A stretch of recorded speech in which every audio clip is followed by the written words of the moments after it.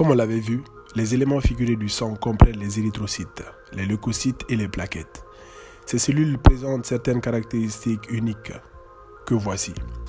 Premièrement, deux de ces types ne sont pas de véritables cellules. Les globules rouges ne contiennent pas de noyau et à peu près pas d'organites, pendant que les plaquettes sont des fragments de cellules. Seuls les leucocytes sont des cellules complètes. Deuxièmement, la plupart des éléments figurés ne survivent dans la circulation sanguine que durant quelques jours seulement. Savez-vous que chaque seconde, il en disparaît 15 millions? Sincèrement, parfois, je me demande comment ils font pour connaître ces chiffres. Mais bon. Et enfin, troisièmement, la plupart des cellules sanguines ne se divisent pas. Elles se renouvellent constamment par la division continue des cellules souches dans la moelle osseuse. La première fois qu'on a parlé de ces cellules, on a dû centrifuger le sang. Mais cette fois-ci, pour bien et mieux les distinguer, il faudrait faire un frottis sanguin, le colorer et l'observer au microscope optique pour voir la forme et quelques particularités de ces cellules. Comme dans la centrifugation où l'on avait observé que les globules rouges étaient les plus nombreux et qu'elles représentaient l'hématocrite, ici aussi on verra que ces mêmes cellules occuperont la plus grande partie et les autres cellules seront éparpillées ça et là. Et avant de rentrer dans les détails de chaque cellule, voyons voir à peu près comment se présente chacune d'elles. Je vous suggère d'abord de vous présenter les cellules du plus petit au plus grand. Voilà les plus petites cellules des éléments figurés, entre 2 à 4 micromètres de diamètre. Ce sont les plaquettes, qui sont des fragments cytoplasmiques discoïdes contenant des granulations violettes.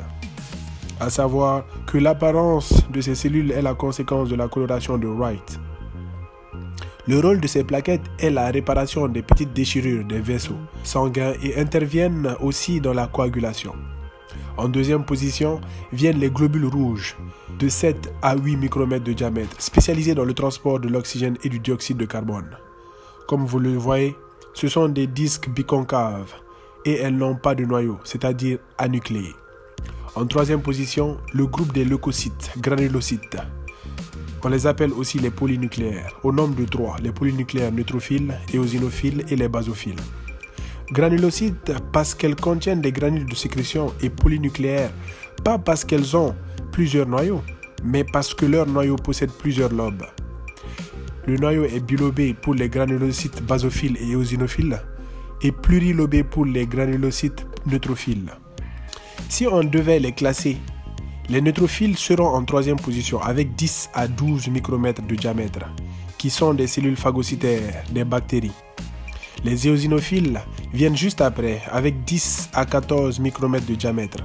Elles jouent un rôle dans la destruction des vers parasites et ont un rôle complexe dans les allergies et l'asthme. Puis viennent en dernier les basophiles avec le même diamètre que les éosinophiles.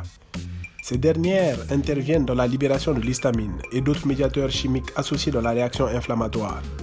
Mais saviez-vous que ces cellules contenaient aussi de l'héparine, qui est un anticoagulant? Très intéressant. Je les mets en cinquième position, mais pouvaient très bien aussi être en deuxième position.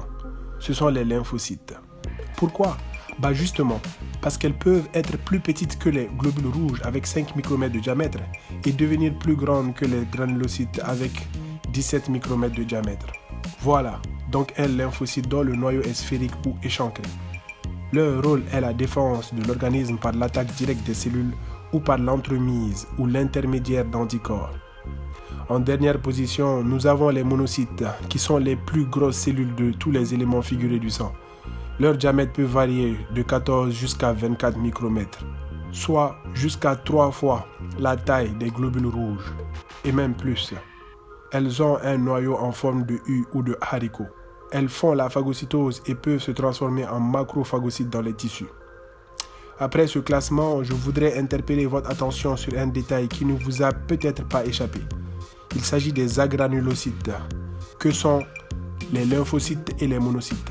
Contrairement aux granulocytes qu'on avait déjà vus, ces cellules ne possèdent pas de granules de sécrétion ou, en termes plus corrects, leurs granulations ne sont pas visibles dans le cytoplasme. Bien. Maintenant, si le classement était basé sur la supériorité numérique, ce sont les plus petites cellules qui l'emporteront haut la main. C'est-à-dire, en première position, les globules rouges avec un 10 à la puissance 12, suivi par les plaquettes en deuxième position avec une puissance 9. D'ailleurs, toutes les cellules, à part les globules rouges, ont une puissance 9. Parmi les leucocytes, les polynucléaires neutrophiles qui vont occuper la 3e place, les lymphocytes occuperont la 4e place, les monocytes la 5e position et les dernières places seront occupées successivement par les éosinophiles et les basophiles. Enfin, il y a aussi la durée du développement et de la vie de chaque cellule, dont je ne vais pas parler ici. Mais ne vous inquiétez pas, on en reparlera le moment venu, Inch'Allah. Sur ce, portez-vous bien et n'oubliez pas de vivre heureux. Merci.